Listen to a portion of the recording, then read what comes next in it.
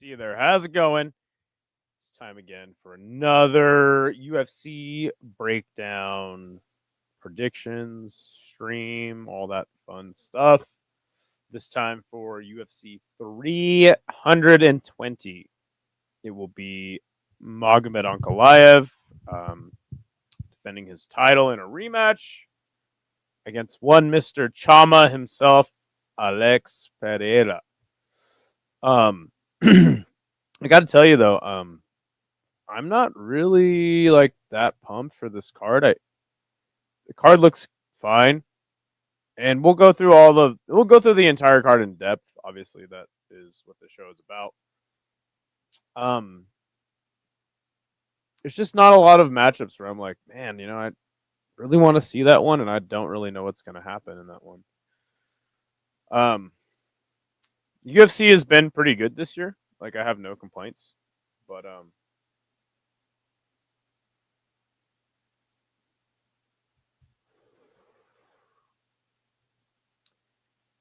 I just feel like you get to this point in the year where they're kind of just trying to save a lot of the big names for MSG, and not to say there's not any big names on this card. I actually think that's why this is one of the more interesting cards. But yeah, man, I wasn't really excited for a fight until DDP and Hamza. That was a fight I was really, really like thinking would be awesome. And that was the fight I was really excited for and hadn't been that excited for a fight in a long time. So it's going to be hard for, I guess, a fight or a card to have that level of pre-fight excitement for me. What is up, Jamil? I got shadow banned from Instagram because someone DM'd me saying BSD is a better grappler than Moicano, so I showed them Jamil Jr. Yeah, that makes sense. Shouldn't be out there sending pictures like that, my friend. But it is good to see you. What is your level of excitement for this card? Here, let's get the card up. Let's do this. By the way, I actually did really well last week. I only picked one fight wrong. So I have my weeks, man. Like, sometimes I do really good. Sometimes I do not so well. Like, I'll go about just, again, I always say, like, if you pick more than half the fights correctly, I think that's really good. That's, like, honestly fantastic. But if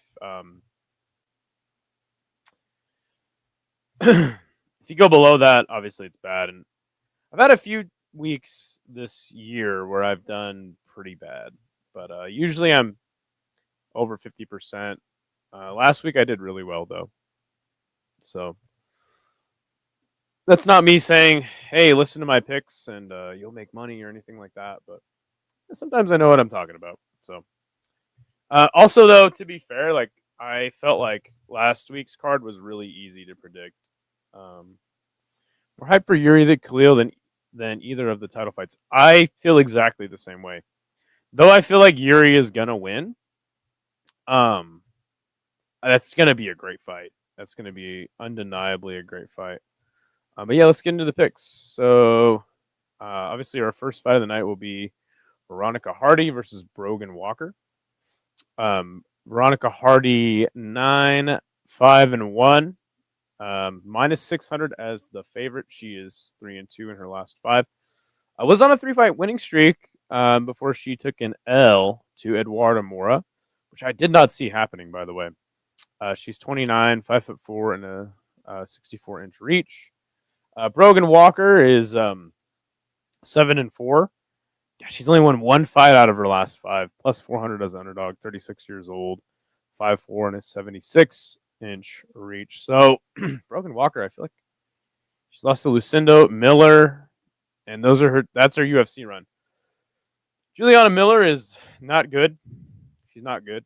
Lucinda is decent, but she did get knocked out by Miller. I mean, very clear to me that Veronica Hardy's going to win this fight. She's very capable just about everywhere. She is kind of missing like the X factor. of like, oh, she's got power. I would say she's pretty fast, but a lot of women in this weight class are pretty fast. With the hands, I think Veronica Hardy has good hand speed. Good to see you, Sean, by the way. Yeah, it's a pretty clear win for Hardy for me. And I almost feel like, if Juliana Miller can knock you out, Veronica Hardy probably could too. Obviously, I'm probably just going to go decision, but let's check out, when is the last time Veronica Hardy got a finish?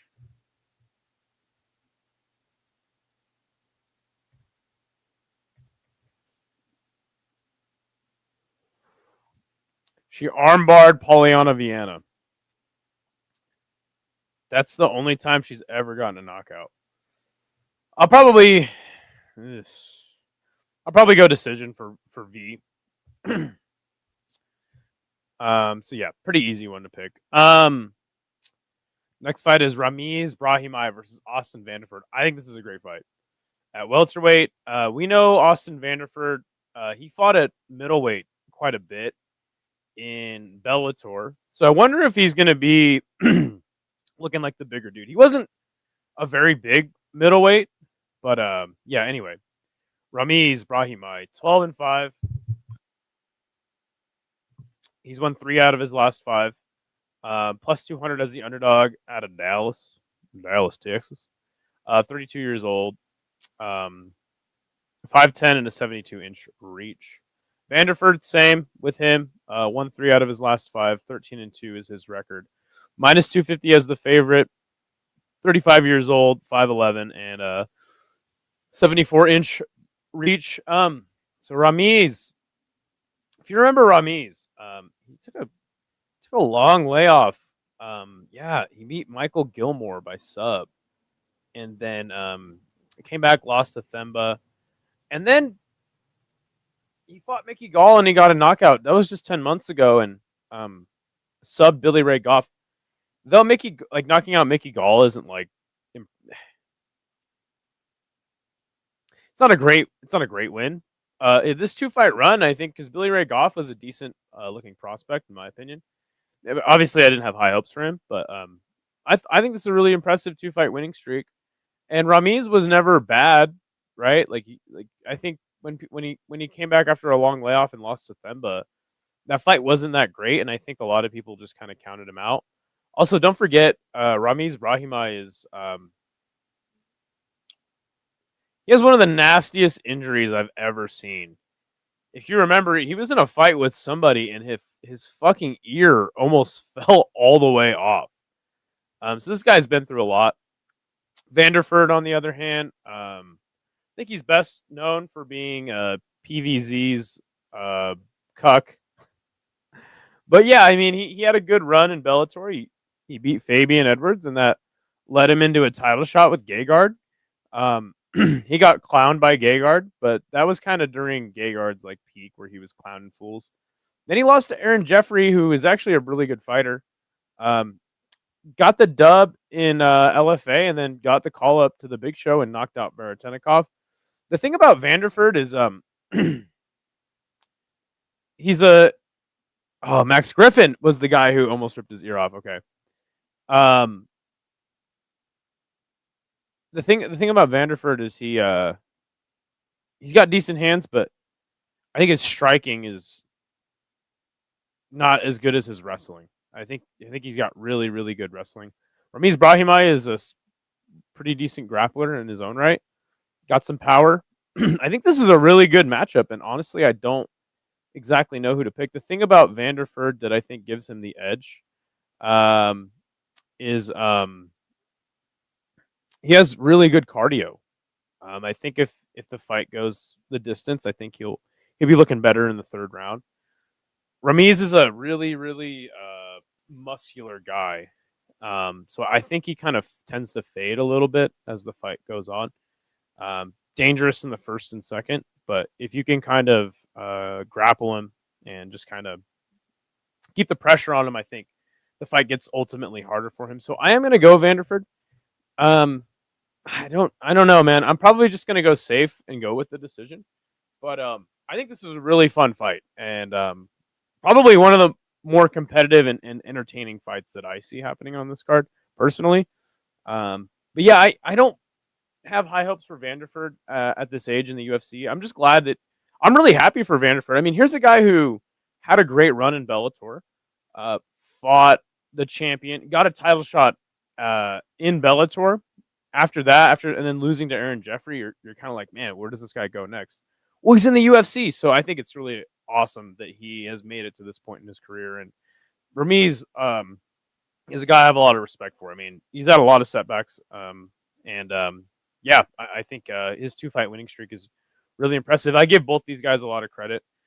I think it's gonna be a fun fight, but I am gonna go Vanderford by decision. Good to see Isha. In the chat, I have a feeling Alex chins Ank. It's possible. Ramiz has also lost to Court McGee. Yeah, it's a bad loss for sure, but that's the thing, is that Court McGee can outpace you, and he's going to be there in the third round, whether you like it or not. Good to see Showweather, by the way. No, I did not enjoy that AI short you made whatsoever. Help me, but it was pretty funny. So, yeah. All right. Next fight will be Punahele versus Nikolay Veretennikov at welterweight. Punahele, 11-4. He's 3-2 in his last 5, minus 220 as the favorite. He's 32 years old, 5'11", and a 72.5-inch reach. Veretennikov, 13-6, won 3 out of his last 5 as well, plus 180 as the underdog. 35 years old, 6'1", and a 74-inch reach. So Veretennikov, he's relatively new. I think he got a short notice call up against Danny Barlow where he didn't look bad. Getting knocked out by Vanderford was very surprising to me, and that was only 6 months ago. And you know how I feel about guys getting knocked out between 6 months, of coming back. But then he got that decision win against split decision win against Prado, which actually really surprised me, because Prado is he's got heavy hands, and Veretennikov stood in there and got the dub. I don't know if he's very good yet, but neither is Punahele, right? Like we've seen Punahele.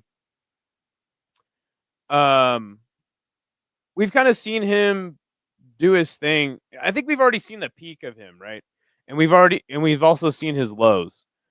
Punahele was a really fun prospect when he first was coming in. He has heavy hands. Also trained at Extreme Couture, which at the time of his debut was pretty reputable gym. But again, like we've seen Puna take some tough losses and look really bad in fights. With taking a look at his last 5 fights, I mean, he's been in the UFC quite a while. Roman Kopylov and Stoltzfus, he lost to. Kopylov, obviously, that was like the first part of, I would say, Kopylov's like ascension to the rankings. Stoltzfus was a bad loss, because that's another like middle of the road type fighter in this weight class. Beating Miguel Baeza, if you don't remember, there was a time where Miguel Baeza was really fun, but I kind of likened them both to like a fighter who had been in the promotion a while, and then once they fought each other, like it was clear that Puna just had a little more gas in the tank. I mean, it's weird that I'm talking about them like this, because Miguel had taken some knockout losses before this fight and had a layoff. And then he knocked out Uros Medic, which was shocking. I don't think anyone saw that one coming. So Punahele's a weird one. He's got a lot of power, but he also has a lot of deficiencies. I think that Veretennikov is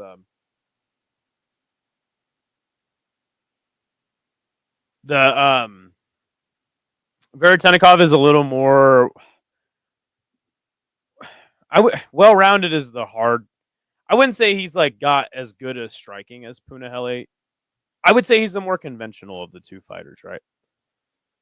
The thing about Puna is if you can draw him into a brawl, you can get the better of him because he is very slow. But again, I'm gonna go Puna. I think he's at this point in his career, he knows what he needs to do. He's seen a little bit better of opponents at a higher level. But man, I mean, you almost think if Vanderford can knock him out, then Puna could get the knockout. I would honestly, I'm going to go round 2 KO for Puna. I think Veretennikov might be able to outlast him though, like because again, Puna is another one of those guys. It's like pretty jacked, throws big, can gas out. So yeah, I think if you're confident in Veretennikov, I think you go decision. So, bro, your video quality is crazy. Hey, thank you, man. I appreciate that. I'm glad. I mean, this webcam was like it was only like $150, so I'm pretty happy about that. Rafuko crushed his picks. Don't lie. I know part of you got butterflies. No, that was pretty lame. Rafuko crushed his pick. Did he really? What? He went 7-1-1. Wow. Just off the dome is nuts. Vanderford has a hot clam. Are you talking about his girlfriend? Toughest hip in the game. We got Soriano. Yeah, me too. All right, let's go to the next one. Patchy Mix versus Jacob Wilcots at bantamweight. Patchy Mix 20-2. 4-1 in his last 5, minus 250 as the favorite. 32 years old, 5'11", 70-inch reach. Let's see what's up with this guy Wilcots. Isn't he like KSW champ? Damn, he's had a really good run in KSW. Was a technical draw? Isha, is he KSW champ? What's up, Tone?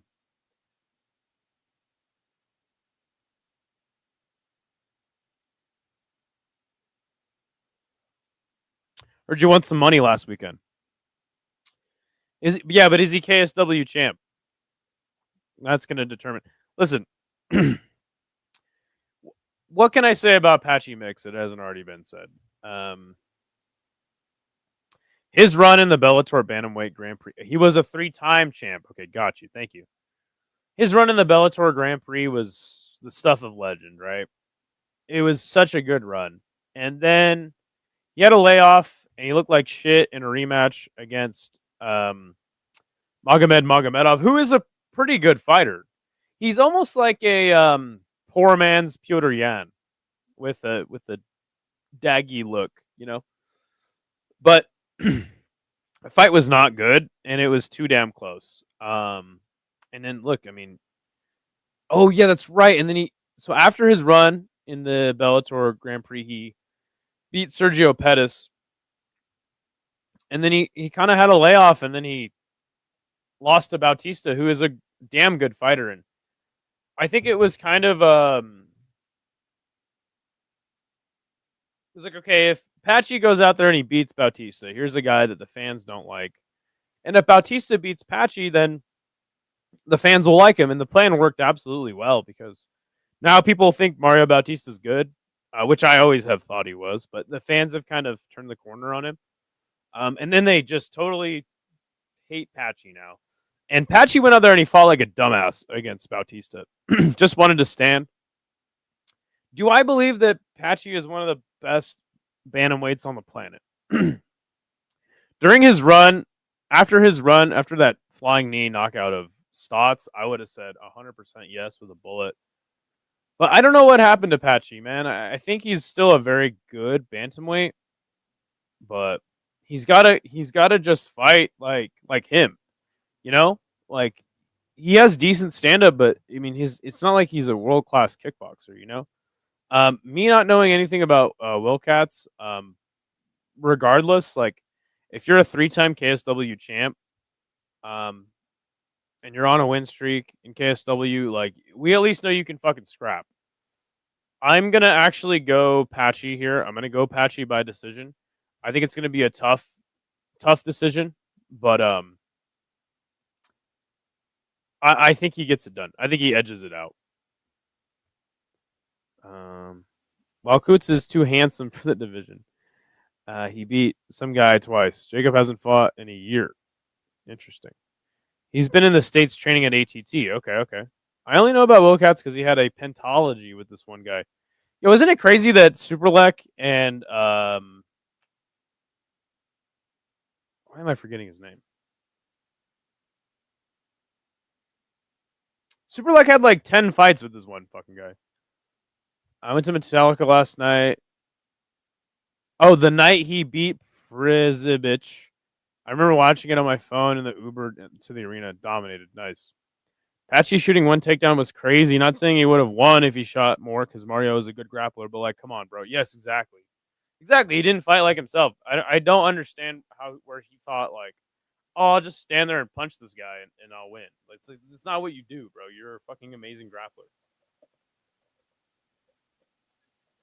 Fucking ridiculous. So, yeah, and again, like Mario is a great grappler. But I don't think that Patchy was like, oh, this guy's grappling is dangerous. Let me just avoid that. I think he just literally went out there to try to like impress the fans. He just fought like a dumbass. I think Patchy Mix will win this fight. I'm not super confident in that. I'm not gonna bet on it, but I think it'll be a hard fought win. And then we'll still be asking ourselves like, where does Patchy go from here? Got to go Patchy Mix. Huge step down. I agree. Prizib is a top KSW guy and former champ. There you go. There you go. All right. Let's move on. Macy Chiasson versus Yana Santos. I'm not going to spend too much time breaking this one down. Macy Chiasson, I think, was probably one of the more interesting women on the roster at one point. She has submission wins. She's down to fight. She's got hands. She looks like a dude. Yana Kunitskaya, formerly now Yana Santos, is a pretty good fighter. I knew she would beat. Hold on a second. Did she beat Miesha Tate? Yeah, I knew she would beat Miesha Tate because she's just the less washed of the two. Yana Santos is a good fighter, well rounded, just kind of old at this point. And Macy, I think, is getting to that point as well. Sometimes I'm like, oh, dude, Macy's gonna win this fight, and then she loses to Irene Aldana, or she loses to Ketlin Vieira, who I think is just a lot bigger than her. But like beating Norma Dumont, subbing Penny Kianzad, and TKOing Bueno Silva, like I don't know, man. I really like Macy, and I'm obviously gonna pick her here. Yana Santos hard to finish, so I'm gonna go Chiasson by decision. But I don't know, man. Women's bantamweight sucks. And I think Macy, for a long time, was one of the more interesting prospects in the division.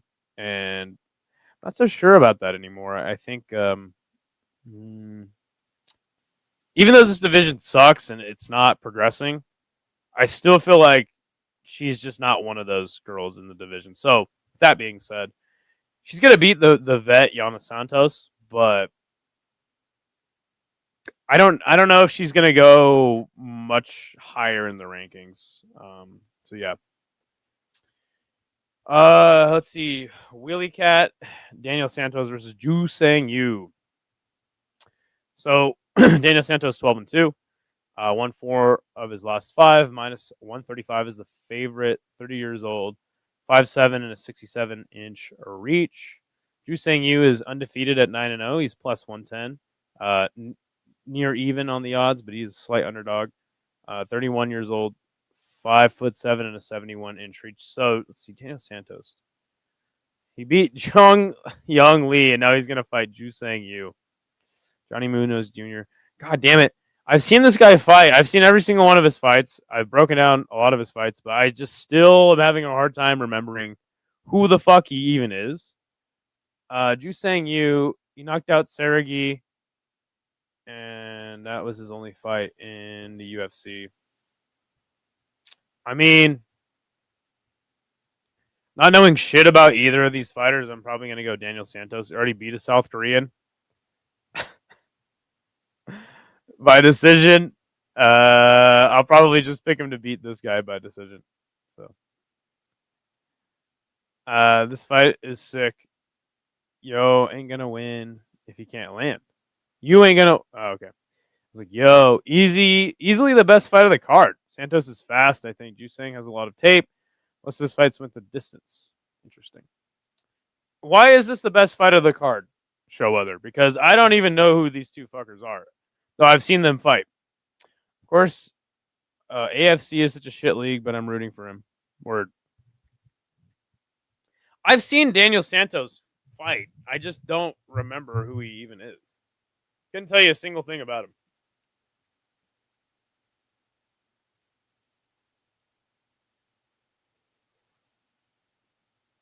Brazilian versus power puncher. Okay.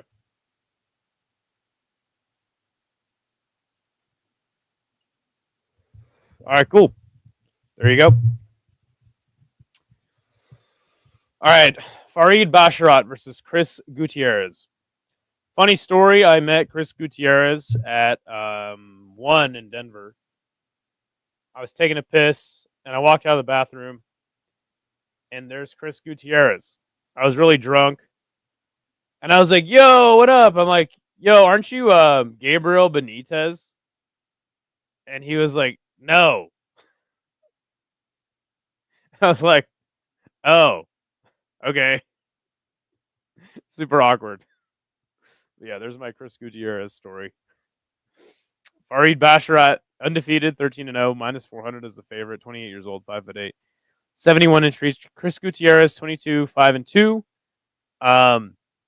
He's won 3 out of his last 5, plus 300 as the underdog, 34 years old, 5'9", 67-inch reach out of Factory X Muay Thai.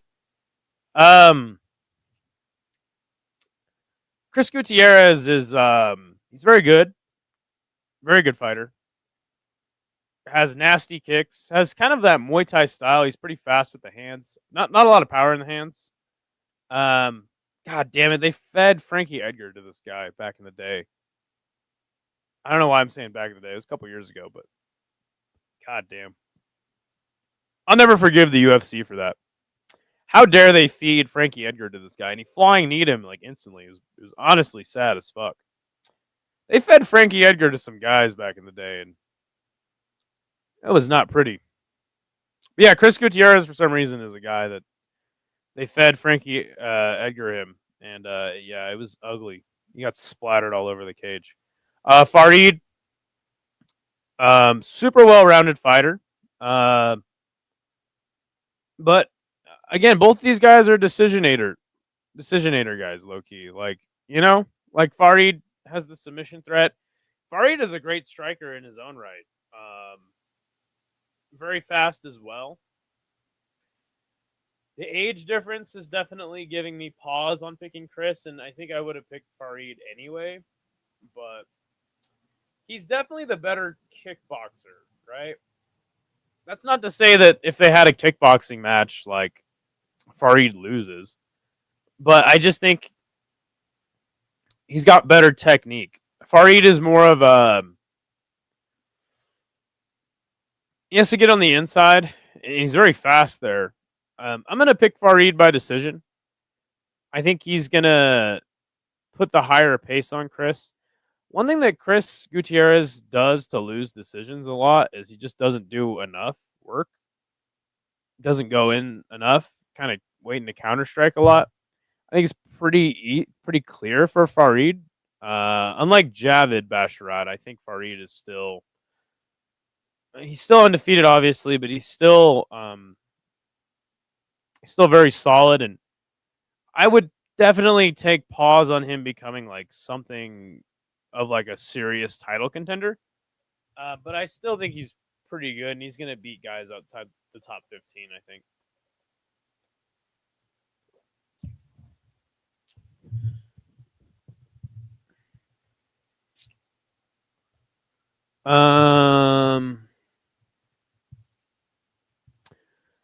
Let's see here. Also, tears if you're rooting for what? Chris Gutierrez by decision. Yes. What's up, Tyler? Good to see you. Basharat by round 2 sub. Ooh, that'd be interesting. No way you said that shit to him. I did. I totally did. Damn. Did he calf kick you? Nobody should have. Don't tell me Hank had another Hank moment with one of these guys. Did he? Chris is solid but only turns it up for like one round. Love the leg kicks though. Yes. Basharat is just so bad on the feet. I got Chris by decision. Wow. Wow. Not just every Muslim fight is Hank's favorite fighter now. No threat at all. Wow. Okay. Honestly, show he probably has crashed out of like half the UFC roster. Yo, what is up, Dr. Pinar? We're doing well. Doing well over here. How could I forget Brother Hank holding it down for Islam? Inshallah. Oh my god. Use a butane torch. Okay, bet. Really? Okay, really? You think that Farid is bad on the feet? See, I think he's pretty good on the feet. Not like excessively. I think Chris is he does kind of get held down in some fights, right? Doesn't really work super well off his back. I don't think that's really going to matter, though. I think this is going to basically take place on the feet, and I think Farid is just going to outwork him. So. All right, our next fight is Shabazian versus Muniz. It's taking place in middleweight. Shabazian 15-5, minus 275 as the favorite, 27 years old, 6'2", and a 75-inch reach. Muniz, he is 24-7. He's won 2 out of his last 5, plus 215 as the underdog. 35 years old, 6'1" and a 78-inch reach. So Shabazian was trained by Edmund Tarverdian. And that kind of hurt his development quite a bit, working with Tarverdian. Once he left Tarverdian, you saw an instant improvement. But that doesn't mean... I think he was hyped up way too much and took a lot of bad losses, and here we are now. Let's see. He lost to, I think, GM3. Yes, he lost to GM3, but he's on a 2-fight winning streak to Budka and Petrosky, which I think those are great 2 wins. Budka, very well-rounded guy, but not good. Petrosky, strong grappler. Those are 2 wins he needed on his resume. When you look at Muniz, I mean, he had some fun wins, but mostly losing to anybody with a pulse, besides Jung Park. Got knocked out by Ikram just 4 months ago. I think this is a clear setup fight. The only danger here for Shabazian is the grappling of Muniz, which is pretty good. Question is, how does he get it done? Shabazian has power, but he also has great technique, and it's pretty fast.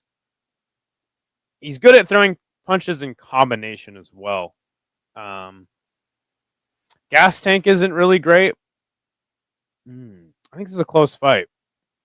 But I do see Edmund probably catching Muniz, especially he got knocked out 4 months ago, man. I never like when a fighter's coming back after being knocked out less than 6 months. So Shabazian's a fast starter. I might actually pick him to knock him out in the first round.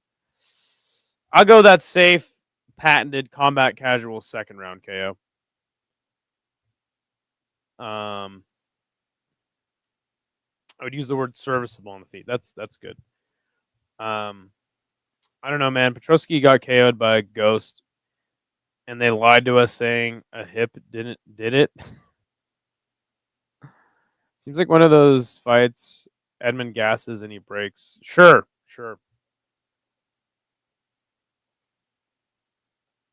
Help me, I'm not going to respond to your comments because you made a diabolical fake AI video.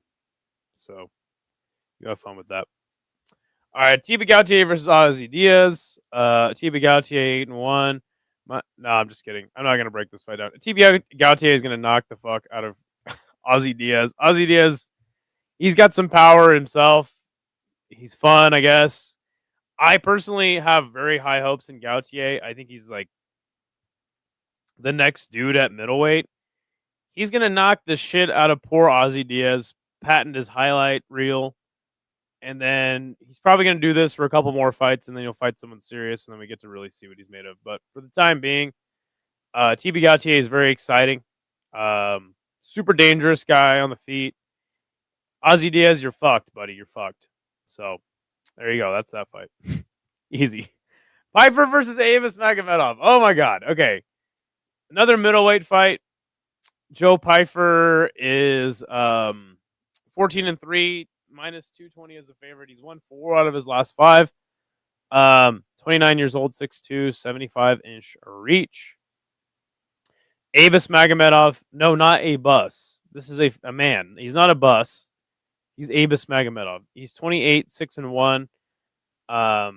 Won 3 out of his last 5 on a 3-fight winning streak. Plus 180 as the underdog. Out of Dusseldorf, he's 35, 6'2", 78-inch reach. Let's see, what is Avis's 3-fight winning streak? I know he lost to Sean Strickland and Caio. Beat Alvarez, Ferreira, and Pereira. I didn't watch the Pereira fight, but I think he just out-grappled him. Listen, Joe Pyfer sucks.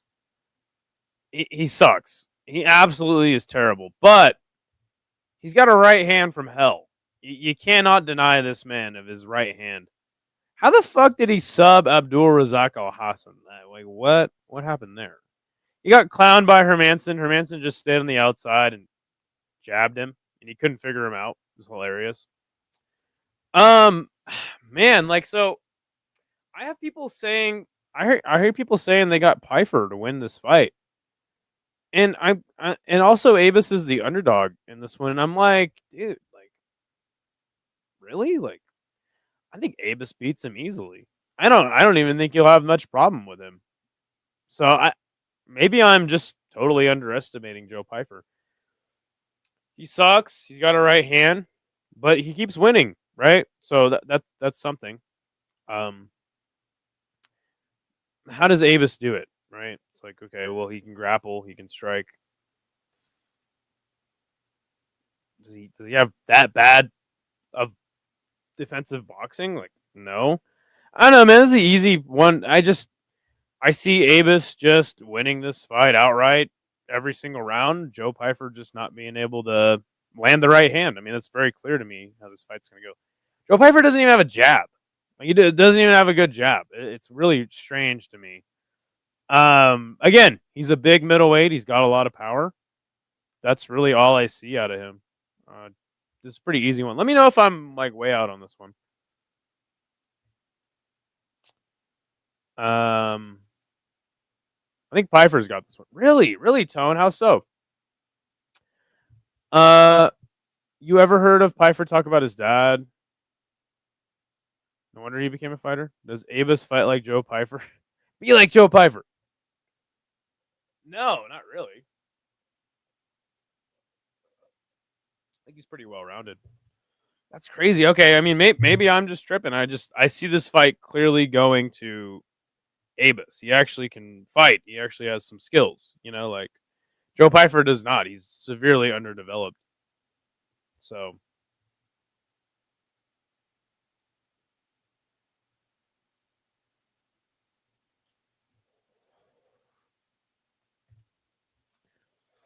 All right. Emmett versus Zalal.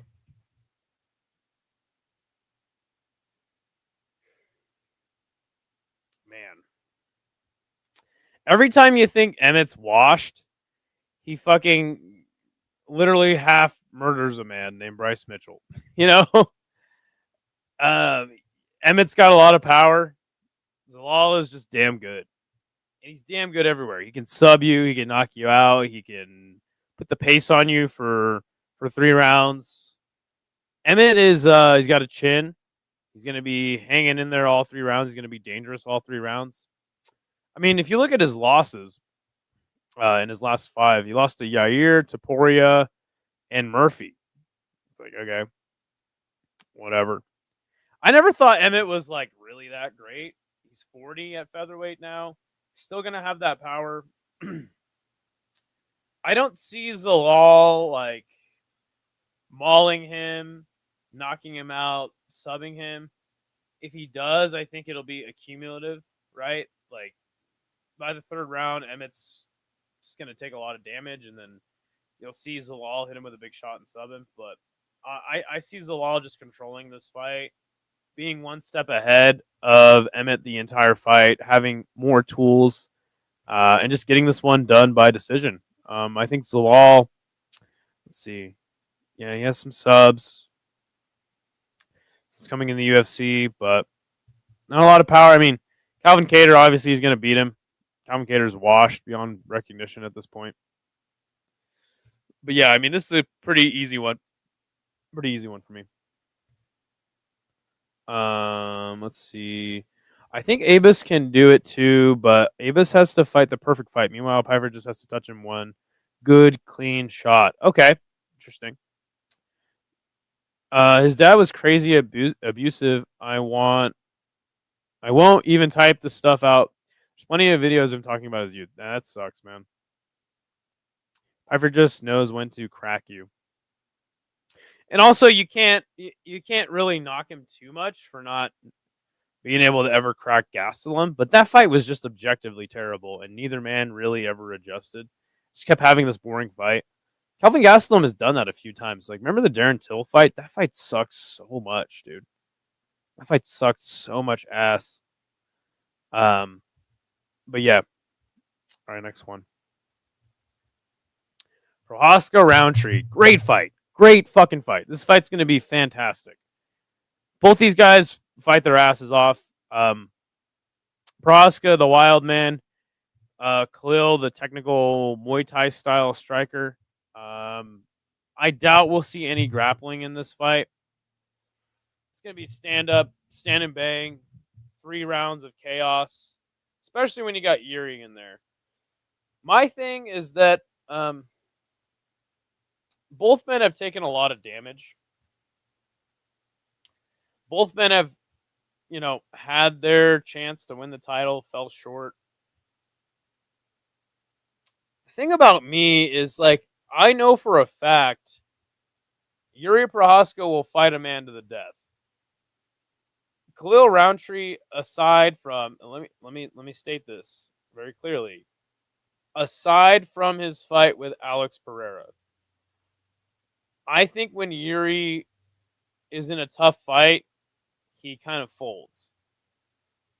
Now, obviously, he went blood and guts with Pereira, but I think this fight has to be very clean for Khalil to win. And that's just not the case when you fight Jiří.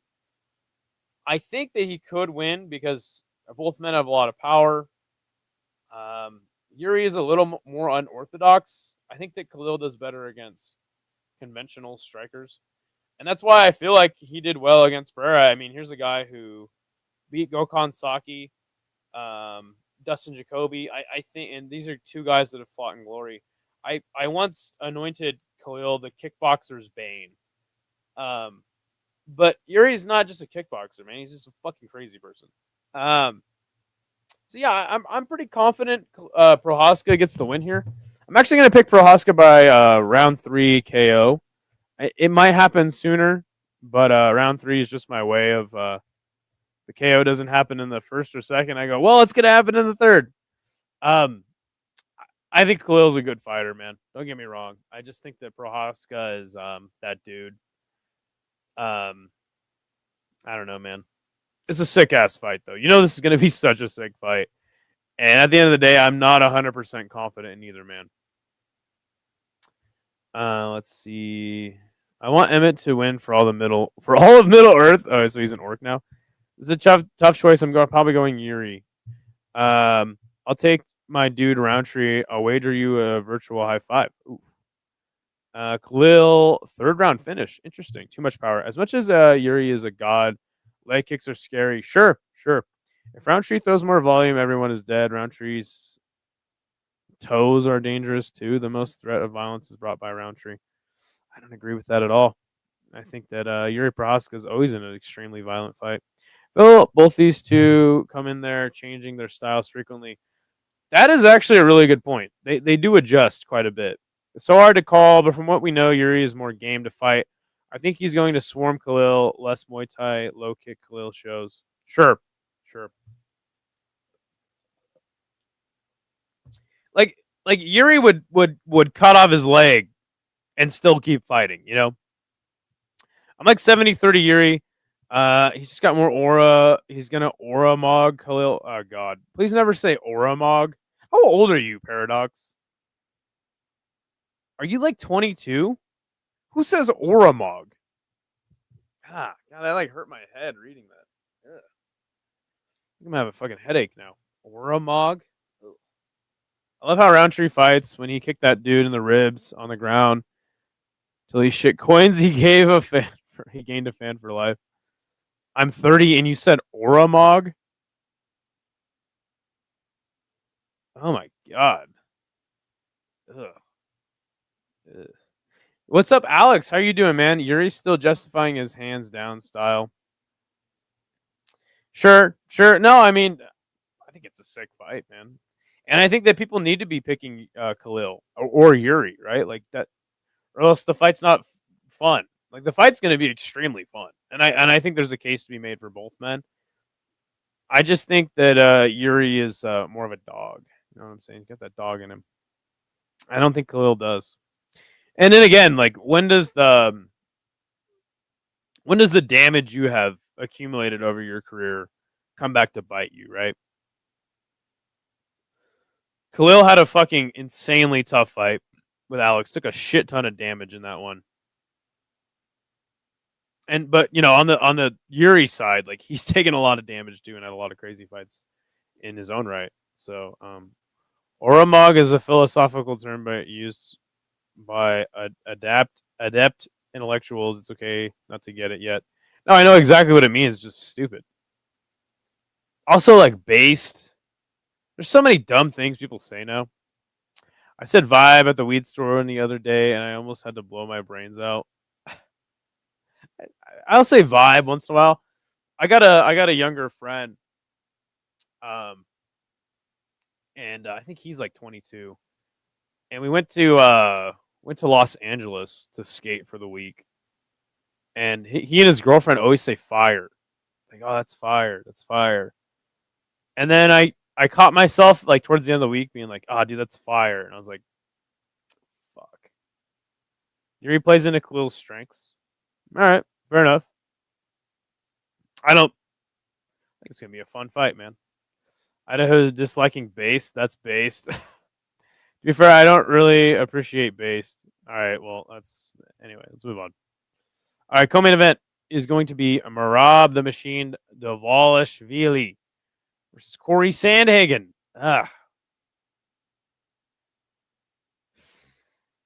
Listen, I've been following Cory a long ass time.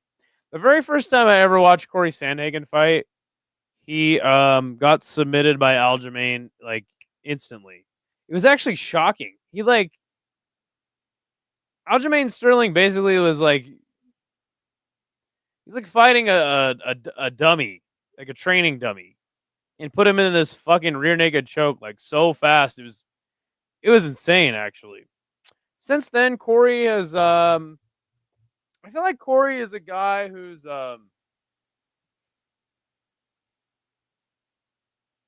usually having an identity crisis.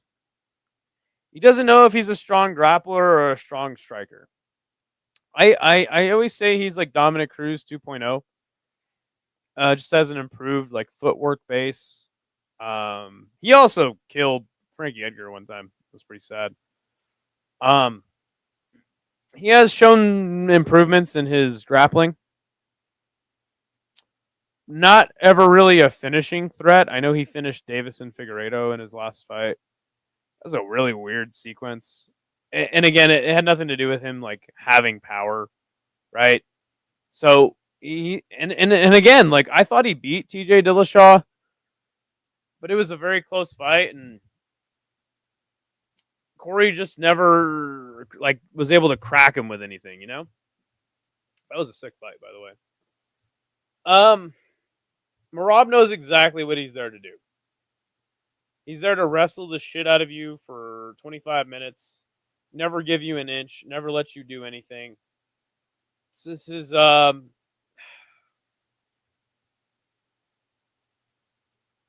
don't give Cory much of a chance to win at all here. I think it's like again, as Paradox said with the last fight, I think it's like a 70-30 fight. I just don't think Cory. Number one, I don't think Cory is gonna like hurt Merab so much that like he's gonna get a finishing sequence on him. Merab has a hell of a chin, and I think Merab's just gonna fucking maul him for 25 minutes. I don't see anybody beating Merab, and I think a lot of people want Cory to win, but Cory is just like every time he gets that big step up, he doesn't fare very well. You know, I don't know what it is about Cory Sandhagen, man. I think he kind of has an identity crisis. He doesn't know exactly what kind of fighter he wants to be, and he is very well rounded. He's a very skilled fighter, and I think he's the rightful number one contender. But I just think it's going to be a little overwhelming fighting Merab and just being fucking manhandled by him for 25 minutes. But who knows? We'll see. We'll see if Cory can catch him with something. I'm going to pick Merab by decision pretty easily. And again, I don't think Merab submits Cory. He's a very good fighter. It's a little too much for him fighting a guy like Merab. And I really don't think anybody beats Merab. So that's me. All right, main event. Ankalaev versus Pereira 2. You guys know where I'm going here. Magomed Ankalaev is the much better MMA fighter overall. No question about that. Ankalaev could wrestle him. He's not really a wrestler, though. Like, he can grapple. But Magomed Ankalaev would rather just stand with you. The way he beat him last time is he pressed him up against the cage, kept faking and feinting, and just kind of clowned him. Made Alex look like a bitch last time out, low-key. Alex Pereira is the much more dangerous of the two fighters. He could hit Ankalaev with that left hook and put him out at any moment. But when you crowd the kicker and you crowd Alex, you don't give him any space, he can't do shit. He needs to be out range to be able to be effective. Also, like, I think that Alex is a little washed. He's not pulling the trigger as much in recent fights. And again, I think he's showing the first signs of being a washed fighter. I would much rather him go fight Rico in Glory, but that's my selfish kickboxing fan in me, just wanting Alex to lose and go fight Rico, which I don't think will happen. But pretty easy thought for me on this one. I think it plays out similarly to the last one. I think Ankalaev should put a stamp on it, and obviously Alex should, just go for it a little more. Give himself a chance to win. Don't just fucking stand there. So, that's me, man. Those are the picks for me. All right. Let's see. By the way, I have a Tapology group. It's in the description of the channel. Would love to have all you fine people in there.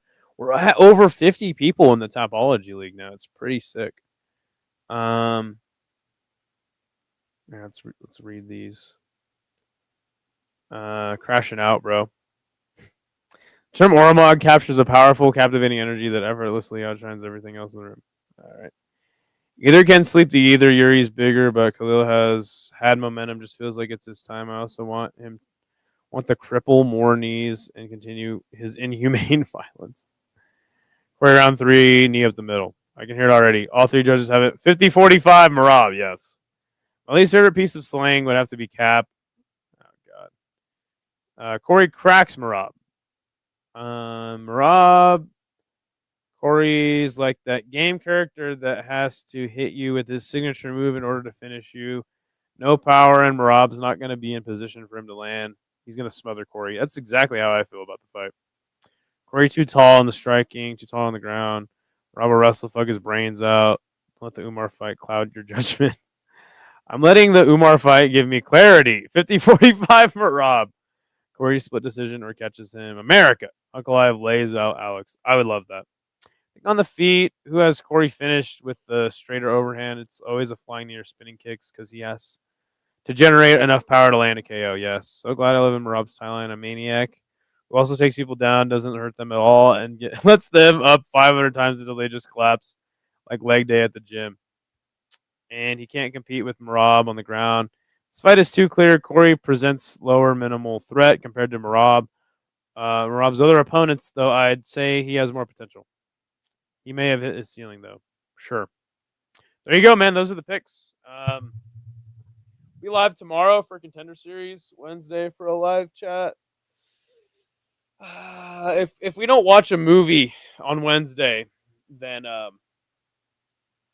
we'll do a live chat. And if we do the live chat on Wednesday, we'll do a tier list on Thursday. So